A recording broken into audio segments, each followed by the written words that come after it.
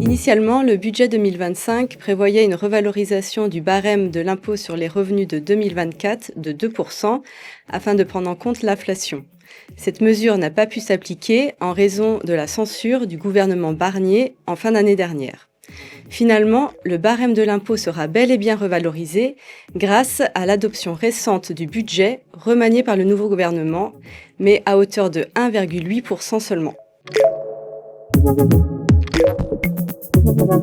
La loi de finances pour 2025 met à la charge des personnes disposant de revenus élevés, à savoir au moins 250 000 euros pour un célibataire et 500 000 euros pour un couple, une contribution dite différentielle afin qu'ils paient, le cas échéant, un impôt au moins égal à 20%. Normalement prévue pour s'appliquer pendant 3 ans, la nouvelle version du budget limite cette contribution à une seule année pour l'imposition des revenus de 2025, mais avec le versement d'un acompte de 95% en décembre 2025.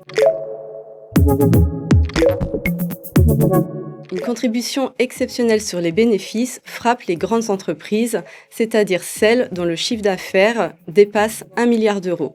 Prévue pour 1 an au lieu de 2 initialement, cette contribution donnera lieu au versement d'un acompte de 98%, avec le dernier acompte d'impôt sur les sociétés, donc au 15 décembre 2025 pour les entreprises dont l'exercice clôture avec l'année civile. La suppression progressive de la cotisation sur la valeur ajoutée des entreprises est reportée de 3 ans, comme le prévoyait le budget initial. Mais en raison de l'adoption tardive du budget, la réduction des taux prévue par la loi de finances pour 2024 s'applique en 2025. Donc, pour compenser cette baisse, une contribution complémentaire est instaurée avec le versement d'un acompte de 100% au 15 septembre 2025.